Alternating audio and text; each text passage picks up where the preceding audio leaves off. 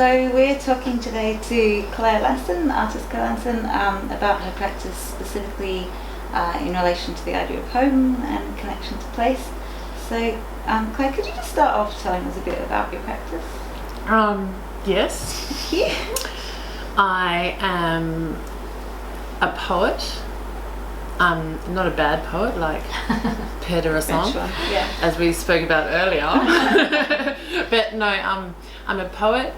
I'm a poet in sound and text and performance.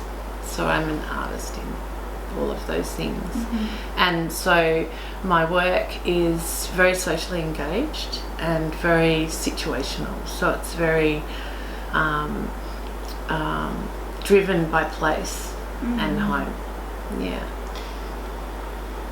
How is that? Could you go into that a little bit? So, driven by place, you're responding to surroundings, is that?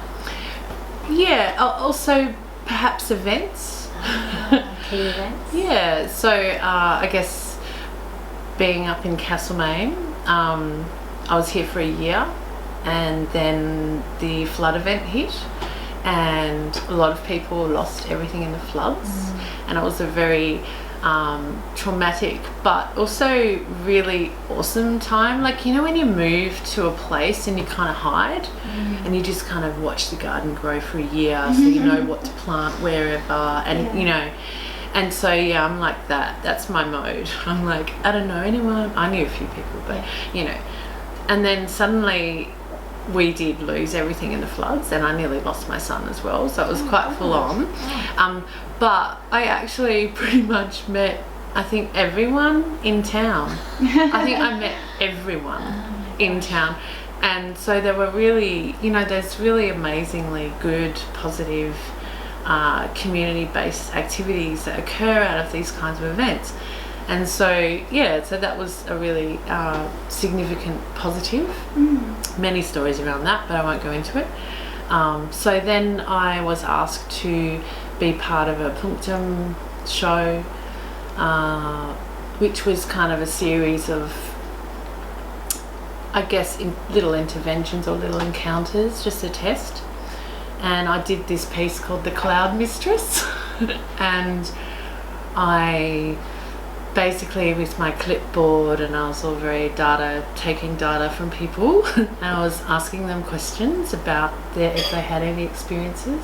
It was an installation in clear transparent plastic and I invited them in and they all had little umbrellas and stuff. I invited them in and as they spoke to me I would just write down words that I liked what they said and then I handed them to a collaborator, Amy Turton, who's not in town anymore, and so she's a really great kind of sort of soprano, not so soprano, it's like in between singer, and I made a soundscape as well. So we started a soundscape, everyone came into this very into small space and I was cutting the words up and Amy was singing them and I was playing a soundscape, so it was this kind of embodied experience and that was really interesting. I loved that.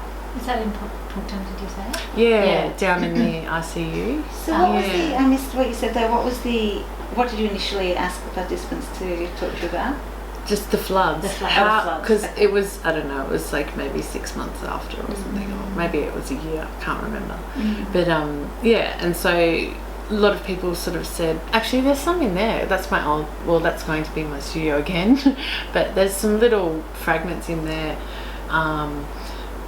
You know, someone said, oh, I was hanging stuff on the washing line and then bang, or someone said there were electrics went out and so, you know, I'd cut out washing line and hand it to Amy and she'd be washing line but it was really cool. I can't do it justice live with, you know, this liveness. But yeah, so that developed then into at the time I didn't know it was ethnography, but this kind of ethnographic practice where I got some funding through regional Vic and local here as well to develop the Wandering Cloud project, which was wandered throughout 4 locations: Carisbrook, which was probably the worst hit in the area, Guildford, Newstead, and Campbell's Creek. And I met people, and I had conversations with flood victims. And if they mentioned something, so if someone mentioned, there was that bridge and that, I'd go to the bridge and I'd make sound recordings, field recordings, and basically, and then actually some of the people participated in the show, which we put on at the Theatre Royal. And so also the Clocked Out duo, who are Brisbane, obviously really affected as well. They came, Vanessa Tomlinson and Eric Griswold, and we basically made a performance together.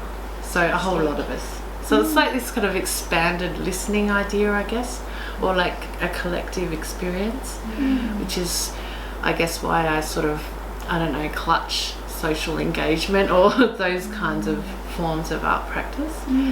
Yeah, and then I did it again for the Castlemaine Festival here, which in the what's it called down the road where the bazaar is? The Mill. So that was before. So basically, where the tap room is, that whole building, not just the little tap room, that was where I put on Wandering Cloud.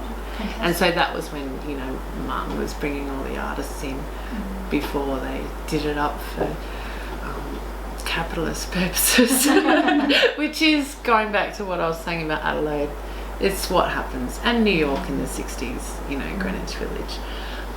Groups of artists make a place culturally interesting, place and home, and It's interesting though, isn't it? Because like Castlemaine's obviously has been going through that for decades, but now in particular, we can see it happening just this year. Do you think? Especially. It's interesting. No, I actually totally agree with you.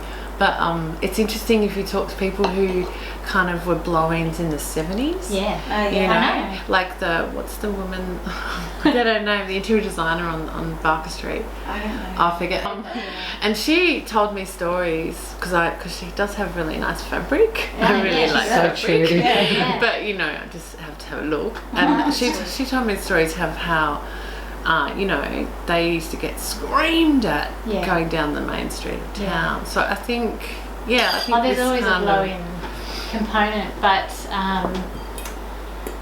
like what you say, that sort of flow of capital after artists in particular, which, like you say, has gone on probably forever. Yeah, because of that creative capacity to regenerate or re-envisage or waste but it's interesting to think right now here what might happen next, given it's now regional areas. So it's like when we moved here, which was 10 years ago, it felt like this was a great little satellite spot to the centre, and then it's like, well, how far out, and then what?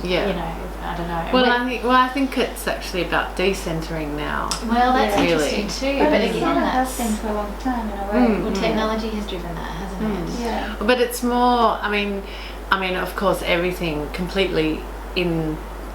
Everything in our home, in our place, in our spaces is mediated by the digital. Yes. So, that's something that fascinates me. Is that your research? My research, yeah. But what was I going to say? Oh yeah, I was going to say that idea of decentering somehow seems to be, I don't know, it seems to be, and it's not just because it's our lived experience, but it does seem to be different. It's a decentering, but it's also kind of a disorganizing as well. Like this, I think it's, time for mess, which is good, and just this kind of recalibration, or I don't know. Now you mean like this is a new thing at the moment? I think culturally we need it at the moment, and not just specific to Castlemaine, but I think that Castlemaine's extremely. I love Castlemaine. I used to come up for parties a lot, before moving here, and I just love Castlemaine so much because it's like this little social microcosm. Yeah. Because you know, the demographics and the population is, it's not a really tiny town, but it's still a small town, and it's just really fascinating way to understand culture, I think, and society generally. Like, it's just, you know, it's nice. Petri-dish. What got you up here 12 years ago? So I accidentally got pregnant, which was awesome, and then I used my baby bonus to buy a house. Because I guess that was big it's a enough good to baby. buy. well, it wasn't, but because we got evicted, because I was, you know, I mean, this is okay, it's embarrassing, but you know, as I said to Mum, I was in Northcote after being kicked out of my Fitzroy, so, you know, being pushed out, where I used to manage the Black Cat Cafe around that time, and you know, so yeah, I ditched art based on, well, I was directing contemporary art space in North Queensland after working for the festival and my other stuff, and so yeah. No, you've No. I moved to Clownsville, Brownsville, Downsville, Townsville. I've got some very good friends there. But so I just kind of had a gutful of the arts industry at the time. It's probably worse now, but at that time it was very difficult, as well, for different reasons. But then, then I moved back to Melbourne, which is where I'm from, and I had family, and so yeah, we got evicted, my 6-month-old son and I, living in an apartment in Northcote, next door to the Northcote Social Club, because I thought, I don't know, babies make noise, I'll just be somewhere noisy. And but yeah, he's a runner, he likes to run, my boy, and state champion. But no. So, but he's always been like that, like, you know, and when he crawls, it was like thunder. And so we got evicted because my brother works in telly, and he was like, I'm going to put you on the 7:30 report, and I'm like, no, I don't think so. Because baby, you're 6-month-old. So I didn't at the time. It's very cool now to be in Depreston or Coburg, but at the time I was too scared to be so outer. So I decided best to be up here, where I had a few very close friends. So it was the friend link that got you up here? Yeah, I mean, I used to spend New Year's Eve up. I mean, I used to sleep in lot 19 when it first started, and Helen Kelly had the first studio there, and so I used to sleep in her glass studio drunk. But yeah, so she was a good friend, still is a good friend, but her and a few of the older crew I used to come up every New Year's Eve and hang out with. And oh dear, I've lost my trajectory. No, the trajectory is great, because this is what we want to get to, is how do you feel about it now? Like you were saying, so the town we'll start with, and this area maybe. Does it feel like where you want to be? And yes, actually. It does. I guess, I don't know where my my new teenager is, but he's kind of driving this dialogue at the moment, and it's really important for him to stay here because he loves it here, and I love it here too, quite frankly. But we'll see. So for me, education is really, really important, and he's just started at CSC, and we're just going to see how that goes. So it's kind of driven by him at the moment. But yeah, I love this town. I love my house, my home. Great. So does this house, your home feels at home? This is home? Yeah, it does now. And what is it about it that makes it feel home? I guess just a huge set of experiences over a long period of time. So do you think that's something that's important to the concept of home? Like, could you move somewhere and it be home right away, or do you think it requires time? Well, that's kind of, home is kind of debatable, I guess, isn't it? I mean, what's her name? I don't know, Zuboff's Age of Surveillance Capitalism. It's, it's okay. But she actually said something interesting about home, which was, I can't remember what she said, but so don't, but it was basically the idea that a home doesn't have to be a single dwelling or a place. And I found that quite interesting. I read that I think when it came out in 2018, because she looked like, anyway, I was like, oh my god, she looks like Jermaine Greer. I'm reading that. It was very funny with the big hourglasses. But yeah, not so good. But it's okay, there's a lot of good stuff in it. But at the time I was making a project with a couple of collaborators called Home is Inside Us. See, I saw that on your Facebook. And I wanted to ask you about that. Yeah, so at that time, so before that I'd been doing a lot of commuting, so this kind of the distance between, and that was based on working mothers, and that was a sound piece, a film, the outcome of that. But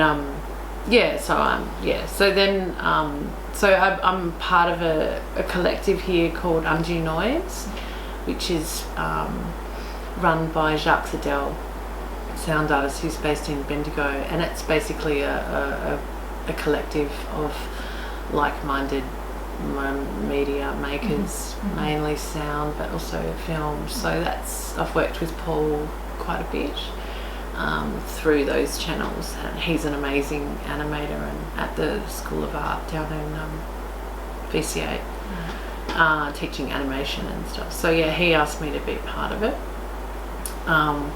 and we made a beautiful, so it was sort of like a hot desk residency scenario at, I forget the Footscray place that we performed in. Sorry, I can email that to you later. But and Anthony Lyons, who's another incredible computer musician, composer of computer music. He's based in Newstead now. There's lots of people hidden, and he's also at VCA. Fantastic guy. And so we made a piece together. I made a spoken word piece and some sound stuff about home, the idea of home, and the erasure around home. What do you mean by the erasure around home? So the idea of home not being a material object or an enmeshment of materiality, but the fact that the ideas of home actually come from within. And I know. But it was all really experimental, no one really got it, but that was my heart making it. And so I did a lot of kind of etymological word fuckery and made this kind of piece, which I performed whilst I was playing my mobile phone, and Anthony was on all of his computer stuff, and Paul was also doing film, and he also did a beautiful kind of, we did it in 4 movements. Anyway, it was a 4 movement piece, and the best thing about this piece was the biophilic aspect of it, and that was really exciting and interesting. You mentioned that's to do with the plants, and sound. So that's, which is what I was going to be doing a lot of with digital parenting, biophilia, but obviously that changed this year. What digital parenting? That's my PhD research. I'm doing kind of a creative practice ethnography in digital parenting, specifically. What is digital parenting? Exactly. What do you think it is? Perhaps I can interview you right now. No, it's for tween children. But yeah, so this it's very new in the field of media studies. Like Lynn Schofield Clark, the Parent App, she probably started it, but yeah, it's only like 5 years old, and it's the idea of parenting within a digital world and the constant mediation of managing or micromanaging or not. Or so yeah, it's something that I'm researching at the moment.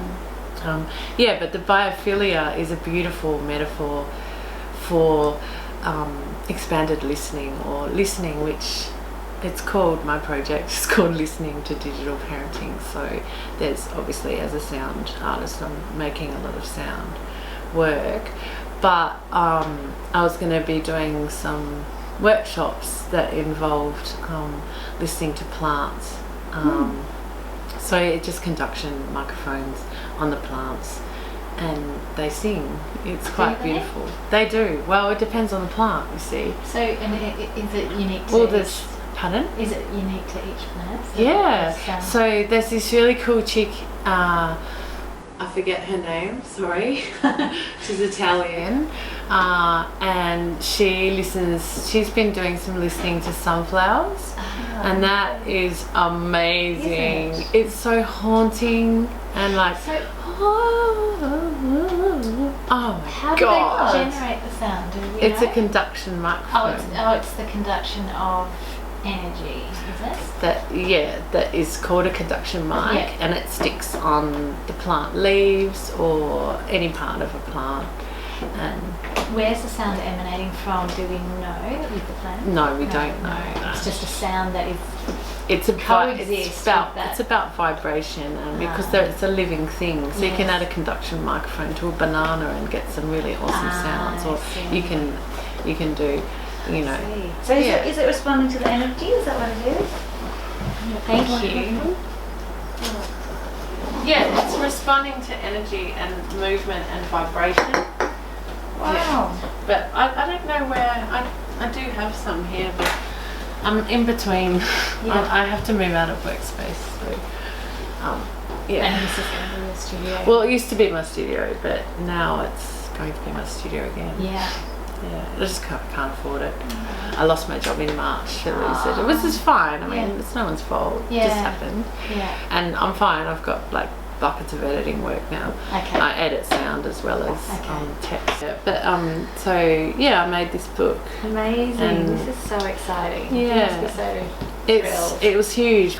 The fact that we need artists to be front and centre of each section. I managed to source this awesome. So that's Drew Hammett. He started the field of location media with his amazing manifesto in 2002, and so he did an interview for me. So I interviewed key artists in each kind of field that we kind of created. So that's Brian House. He inspired me for my commuting work, where my commute project, which was a punctum thing, and went on to a film festival and stuff. But I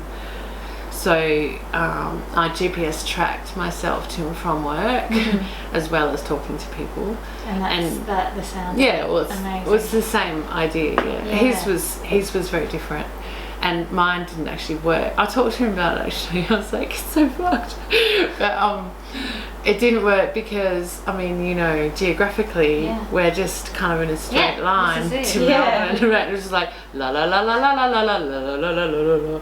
That's it. Yeah. Like, there was no like this, which is like him just riding his bicycle all over the track. Yeah. So that was actually, I mean, I wouldn't call it a failure. No. Because failures are great anyway. We love fail. We love to fail. Mistakes we make. The sound you make when you travel to work. Exactly. Very repetitive, right? Yeah, very repetitive. But that's actually the sound of him going to work. And this is fantastic. What's It's this one? a local, very, very rare to have an AR game in bushland Australia. In fact, probably I would say the first one in What's Australia. Augmented reality. Yeah. Beautiful. So Troy Innocent and that was Matt's PhD actually. Was at RMIT. Gee. Yeah. Very, very beautiful Is it? project. Yeah, Amazing. in terms of, you know, AR and VR, it's always so urban based. It is, so isn't it? I've sort of like really pushed for that one. And you know, probably know Lauren's work. I don't actually. Oh, she's amazing. Okay. She did an incredible piece recently in the Zoomiverse, with part of the Liquid Architecture. I've performed for the Liquid Architecture a few times, so part of their last machinic listening, I don't know what it was, webinars, symposium. It was incredible actually, and it was beautiful, really beautiful work. But so that took up a lot of 2018, 2019. Yeah. So. And then you've got editing work coming in as well now. Oh yeah. So I'm doing books to like. The last one I did was like an East German academic, but it was actually about a very famous Jewish German filmmaker, very obscure, Peter Leanthiel, who was the first filmmaker to make a very poetic film about the Holocaust. That wasn't like the one that was done in America at the time. But yeah, so it was quite a hard book to do, but very beautiful. Because he escaped and he ended up hanging in South America for a long time, and so he was part of all of those artist collectives, like in Nicaragua with Bulls of the Poets, and you know, all those, what are they called? Those not fascist, you know, high left socialist coups that occurred around that time in the 80s, 70s and 80s. Yeah. So, I mean, I say this, I suppose, when thinking about home and thinking about, you know, what is home? What is home when you're in exile? What is home when you are disconnected from place? And, I mean, so home is fascinating to me. Conceptually, there's probably a few more I could say maybe in a bit, but I was interested in, I mean, do you think that people commonly suggest that home is a connection to a place? That's home, when you're connected to a place, but you're talking about home being something inside of you. So is it then a connection to something inside yourself? Is that when you're at home, like a self-connection? Yeah, I mean, I am really into self, I have to say. No. I mean, in terms of identity, I think it's time to do some more work in that area. But I did the closing event of the AIR conference, which is the Association of Internet Research. Not many creatives there, but really fantastic conference. Wow. Really fantastic conference. In terms of you meet so many different people who are, you know, fascinating. But I did a piece, and there's a bit about home in that too, actually. So we did a dance, like a Zoom dance. I also did one for my birthday party with one of my participants. Which is a live kind of 90s, 80s, 90s dance party. But then at the end of it, at the end of the AIR one last month, I've got a recording of it, I can send it to you. But I did a collective listening experiment, which I'm calling a sonic selfie, because I believe that selfies and selfies is a collective experience of listening.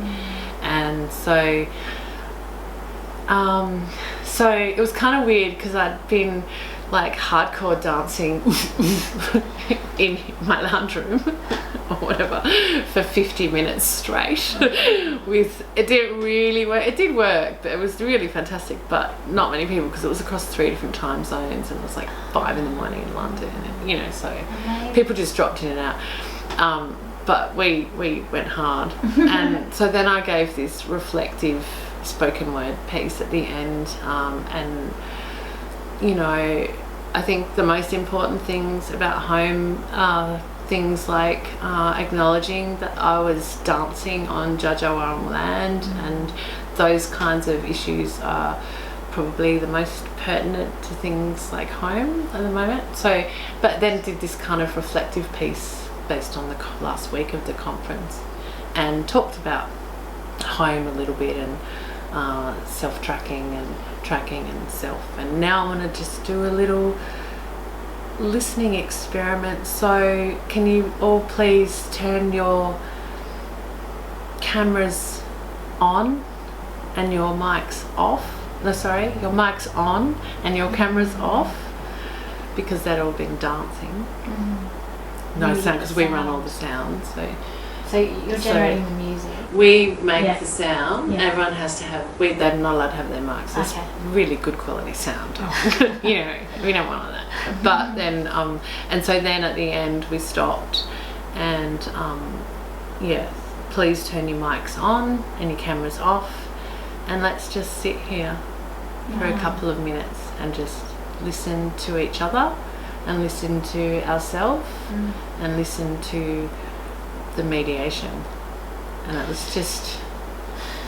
was only for a minute because I was really tired, but it worked. It was just an experiment, which is something that I'll be doing with my participants.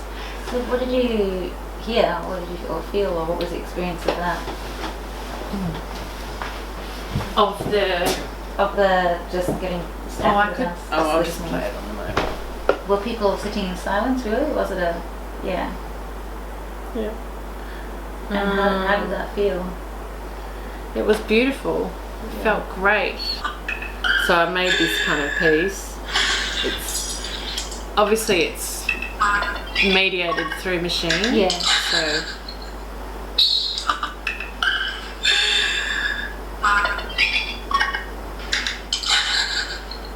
I hope you enjoy your dance experience.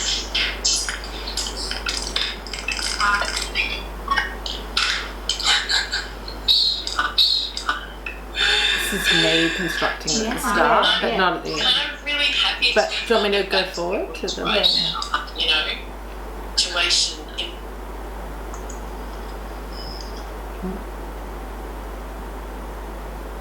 Embrace them. And yet, this self-knowledge. Come on. And our self is quantified. Cameras off, mics on, and let's listen to each other for a couple of minutes.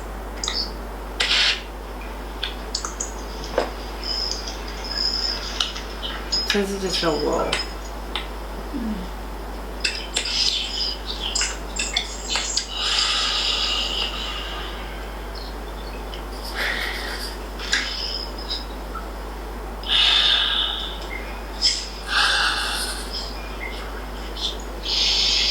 You get the gist. Yeah, so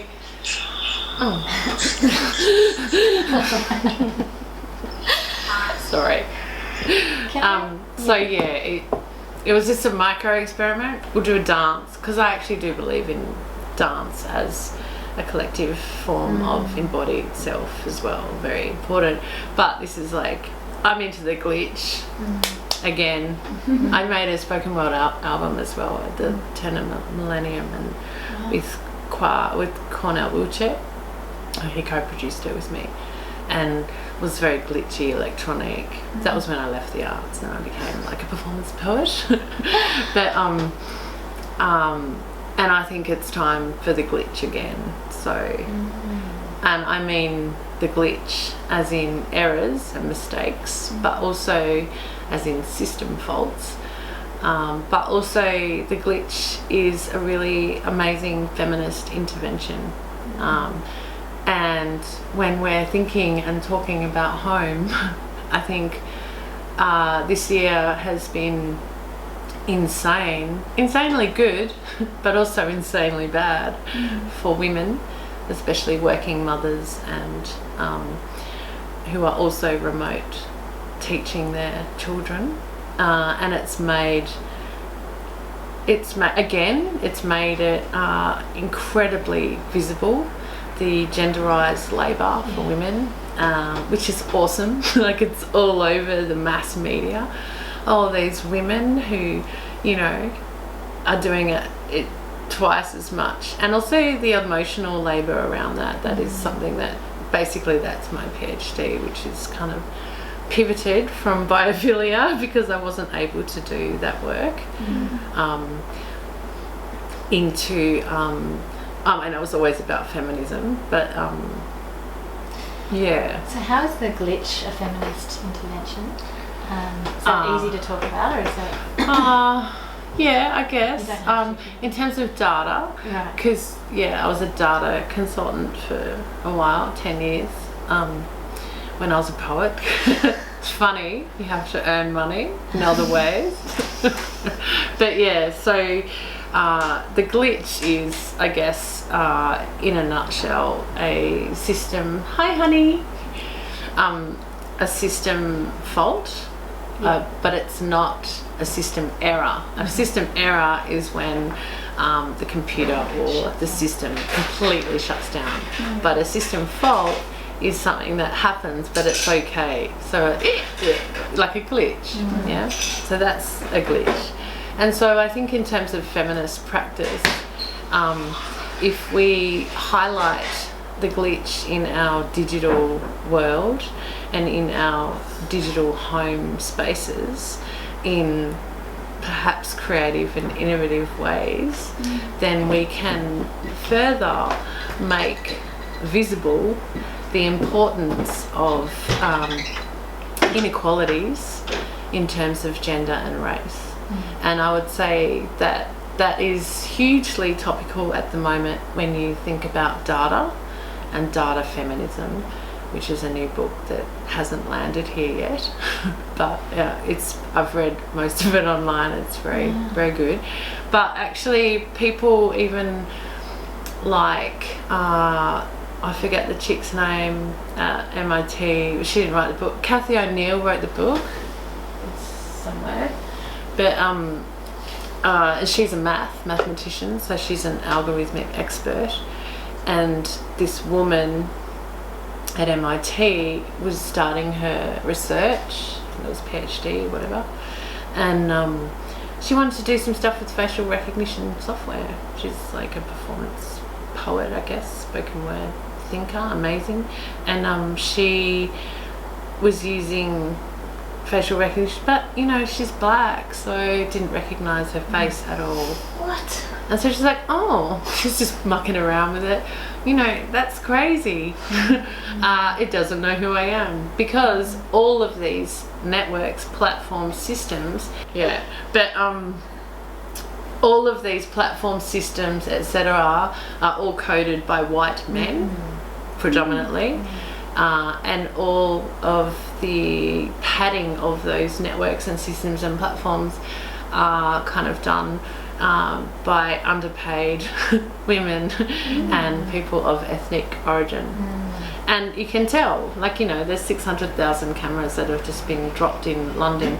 They've just started during COVID, they just started secretly putting the cameras in Melbourne. So no one's actually acknowledged this. And what's happening in London is that kids who are 15 walking home from school in their posh uniform happen to be Indian or Iranian. The facial recognition software attached to the cameras is actually going, criminal, bang, arrest. What? This kid the other day was 16 and he had his school bag and they were like, you're under arrest for blah blah blah. And he's like, what? I'm just walking home from school. And so this is a huge issue. So this is my little kind of, my little page in that bigger book is just to highlight the glitch, to make people aware of these inequalities in a playful and creative way. You know what I'm saying? So that's kind of where I'm heading, but we'll see what happens. I will do the plant thing though after all this, but I was very sad about because I thought that was another way to highlight the feminine through listening to plants. And also I was going to make, how in ethnography you have to have all these either workshops or whatever you do. My last one was going to be the final encounter, and it was basically just going to be a rest. I set it all up in my studio. A rest for the digital mothers. Oh, so good. basically lying on this old bed that my friend sent up to me from Kangaroo, wherever, and lying with her head surrounded by plants, just listening to a soundscape with their voice bites in it, and just plants around them just going, yeah, just have a fucking rest. Because crikey, it's hard, isn't it? Ladies, being like a digi-mum. How old are your kids? They're little, aren't they? Well, I've got a range. I've got Molly Joan, who is 6, Heathcliff, who's 9, and Mally, who's 15. Okay, so you're a digi-mum, absolutely. Yeah, and you've got kids too? I've got a 9-year-old and a 6-year-old. Yeah. So, yeah, I mean, Yeah. you can't avoid it. No. Although, Helen, we do a really good job of... I avoided it very well. Yeah. Very, until very well. probably last year. Well, when Mally started at CSC, which was last year, they got a laptop, so it was game over. Yeah. I know one of my participants is exactly the same, although actually her son hasn't got to high school yet, but yeah, and High she... school, yeah. Yeah, no, it wasn't about high school, and it's ironic because she's a very good. She works for television, so. Yeah, it was nothing, and then it was just basically it came from the child, and it was really fascinating, really interesting.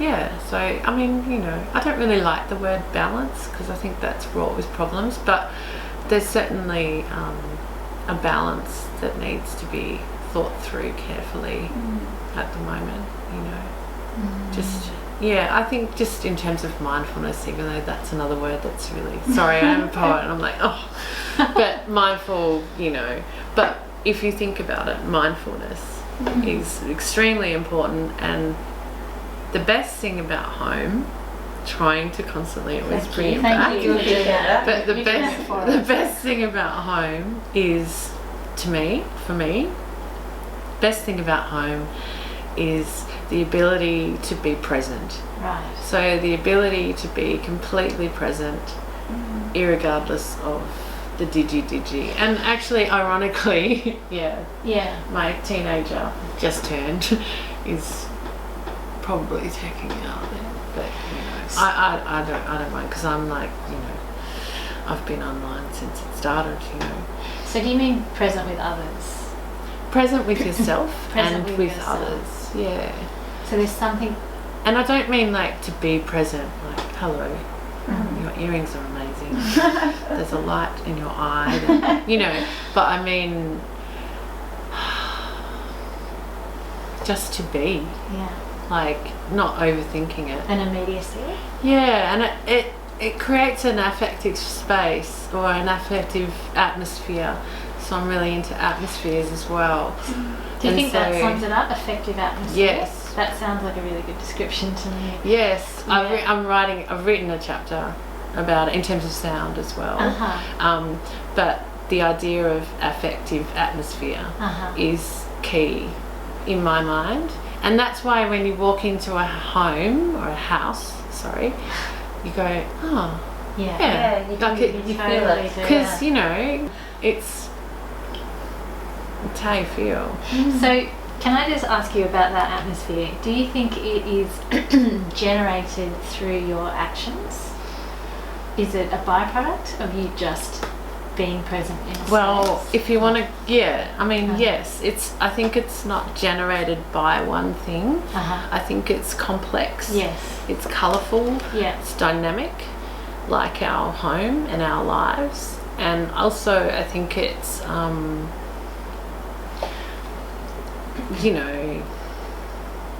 Haraway, Bennett, entangled. Yes. It's highly entangled Yeah. between you and the Perdita Rosson roses and the cherries that they're not mine, but I'll have some soon. And, the cat that you haven't met, surprisingly, and my son who's hiding, even though I said it was cool, he's like, no. So this is home. And it's a complex kind of intertwined entanglement of people and things. So I'm interested, there's a couple of things you said that I'm interested in. One, so this idea of being present, like culturally, what does it mean to be present? Like, because we're all, you know, co-present. Co-present. Okay. I'm just interested in the bigness of that presence and how far and like the role of mythology and ancestry and all of that in being present. Yeah, that's really a really good direction to take it in terms of ancestry. And history, you mean? And history and self. So And mythology. Yeah. And mythology. So the feminine version of, say, Irving Goffman. Have you read that book? You can borrow it. I stole it from my mother. There. Yeah. So this is the go-to presentation of self. It's really annoying though, but basically he coined the idea of co-presence. But this was obviously in 1959, before there was like co-presence, because I'm here doing this, you know. But he discusses the idea of presence in terms of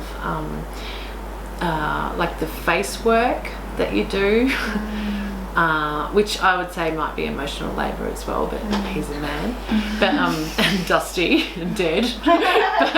but look at the font. How awesome is the font? So good. But so he kind of is about this idea of self in everyday life, which is obviously, if you're into the digital or digital ethnography or anything like that, it's all about the everyday. But in terms of how you present yourself when you're talking to someone on the street, in the footpath, and that kind of self, you're enabling that presentation. So I think that was a really, I mean, it was, I read it when I was younger. Sorry, I've gone off a tangent. No. But in terms of mythology and history, is that what you're saying? So you're choosing mythology. I'm just wondering, in terms of being present or co-present, how important it is to have a history, like in this house, you know, or you know, on this bit of land in Castlemaine. Like, how important is your history here or her history? I guess after talking about some of my art projects with you, it makes it quite clear that it is important to me as a self. Excuse me. But I don't think it's very important generally, especially in places like Australia, which are stolen places, and there's a lot of these places in Canada as well. So is it harder to have a sense of home in colonial, you know, yes, as a white person? Or if you think that through, if you don't think it through, then no. But if you think that stuff through, then I would say yes. Yeah. I mean, I learnt a fucking hell of a lot, when I was directing art up in North Queensland, Townsville, you know, and I did get into a lot of trouble because I wrote an article for ArtLink, and I didn't think any of the board members up there would read it, because I was like, you know, a wanker back then. But like Robert Towns, the town of Towns, he's a slave driver. He was the slave driver. He brought 40 different Aboriginal groups by force together to cut the cane fields. I did the very first ever Indigenous, I didn't know, right, but I did the very first ever Indigenous exhibition at my contemporary art space, because I'm like, let's do it. So Josephine and I co-curated it, and I was very lucky to learn bucket loads about the Murrays up there, Palm Island, which is known as like the most violent place in the world, and actually wasn't that one, and I lost 3 of his prints in the floods, which is annoying. But he wouldn't give a shit because it's maritime, whatever. But he had one arm, And you know the process of printmaking, it's laborious. Yeah. Look, these are my friends. I made this really full on. Yeah. One arm. He was blown up in a car when his mum just dropped at the milk bar to get milk. You know, so I guess, yes, the colonial issues in this country are the most important issue in my mind. Like, look at this was like, so it's just on the back of a beer coaster, but he made me pay him for it. And look, he called it drunkenly Murray's in the Park. But it's so beautiful because this was the morning of the Pauline Hanson rally at that time, 1997, when it was. And so the last time the Sound Shell, which is this big like my music bowl, a smaller version, was used was by me. I did a big thing to fundraiser for the art gallery, and it was fun. But then the next, Esky Bill, who was radio, he was like probably my closest friend, but it was 4K1G radio station across the road from the Contemporary Art Space. So, you know, he knocked on my door at like 4 a.m, and I was like, fuck off, you know. He's like, you got to come with me now, Claire. I'm like, no, fuck off. And it wasn't that rude, but it was 4 a.m, and he said, nah, you got to come with me now. And I'm like, okay. So I was close to the river, South Townsville. We walked to the river and watched the police indiscriminately killing people and burning all of the homeless, the grassies, they're called up there, all of the homeless Indigenous people, burning their belongings, pushing them off bridges, and they died. Nothing in the newspapers the next day. This was to protect, because they wouldn't leave. They were told to move out near the airport because Pauline Hanson was coming to town. Yeah, it was insane. So this is like 8 o'clock the next morning, and I just found this recently, actually, and that's why it's up there, because I forgot about it. But so he did this. So yeah, and so if you look at this, these are the white eyes, and these are the black tears, and this is what we were just all in the pub in South Townsville, like, you know, because obviously I didn't go back to the But yeah, so sorry, I don't know why I told you that story, but basically the answer to colonialism is we have to acknowledge that it's not our land. And I was so lucky. It's another funded project to have Uncle Rick sitting right here 3 days ago, and I recorded him for Adam's Anticlinal Fold show. Well, he's got some funding as well. So, and I recorded building an archive, an online kind of archive. And so, yeah, talk about effective atmosphere. I just felt like he was here. Yeah. I mean, like, would have been incredible. I was like, you know, when you go to those gigs and you know, and they're down there and you're there because you care, and I'm Claire, but you know, you care, but you can't actually, there's always distance. Yeah. And they're up on a stage and they're doing the welcome, or I was there and he was there, and it was like, I just wanted to cry. It was so beautiful. So I reckon that adds to the affective atmosphere of this home, enabling voice, enabling people to do or be or sound however they want. Yeah. Can I ask you about the material aspect of living in this particular place, and whether you see that as an important aspect as well, whether the things, the actual material objects are important? I think they're, to me, I think they are much more important than before the floods, because I guess it was a form of loss that occurred. So you lost a lot. Yeah. But anything that was hung, I think objects. So this is, you probably know Zoe Hambleton now, she's called. So this is what she gave me, which she made. Just after. Gorgeous. Look at that. Yeah. So, you've come to the right place. What else? That's the longevity, I suppose, that you were mentioning. That's right. The mythology, the history. That's really, But Geez, that took a while to get to. Sorry. No. But no, that's really, really interesting.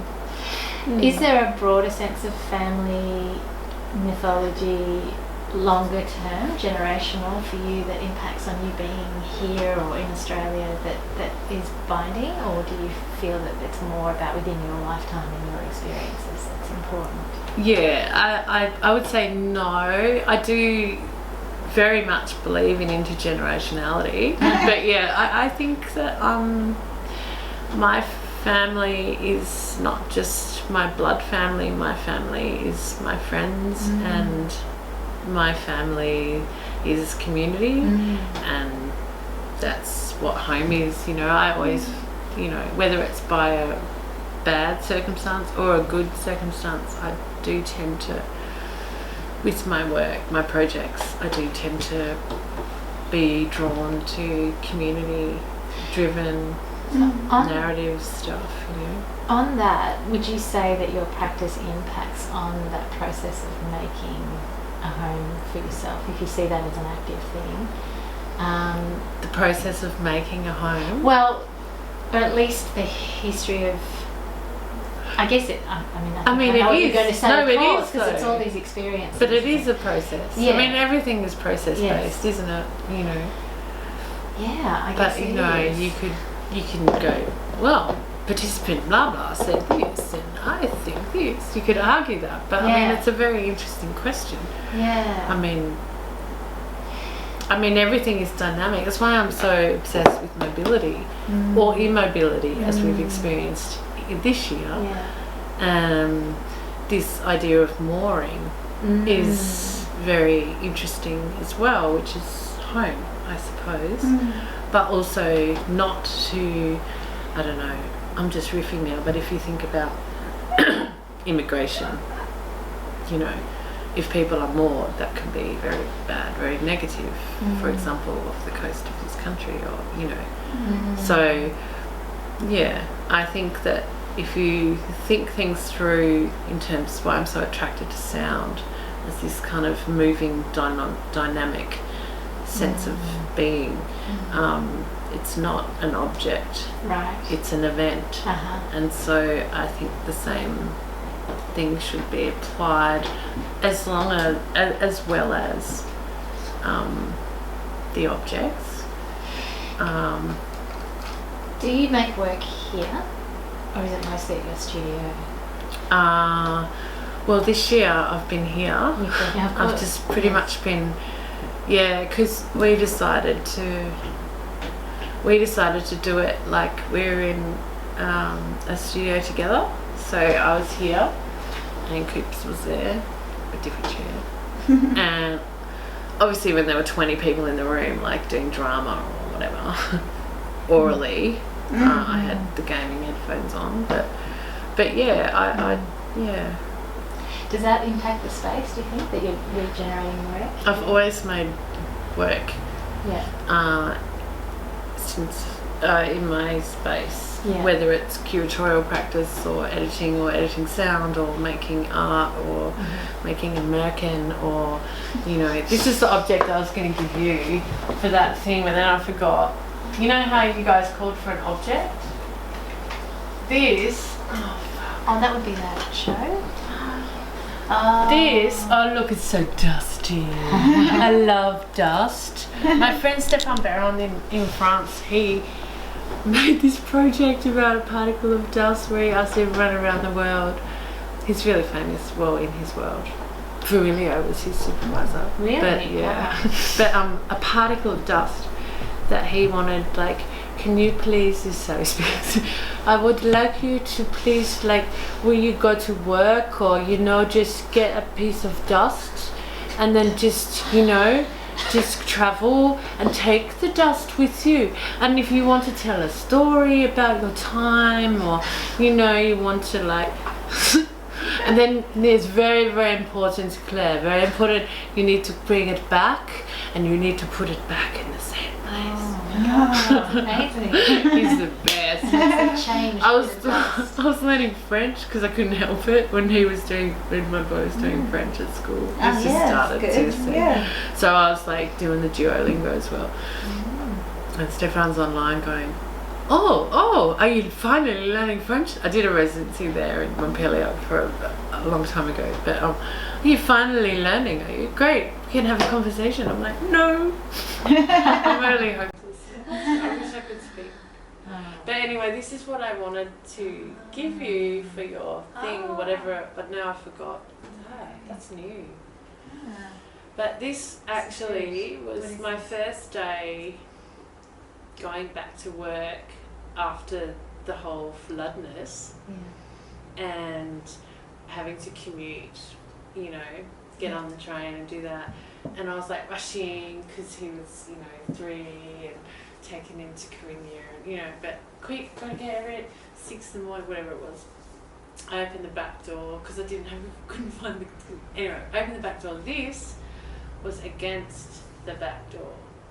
It's a nest. It's a nest. It had obviously been blown. And I stopped in terms of presents because I was like, quick, I've got to get the train, you know. And I was just like, fuck.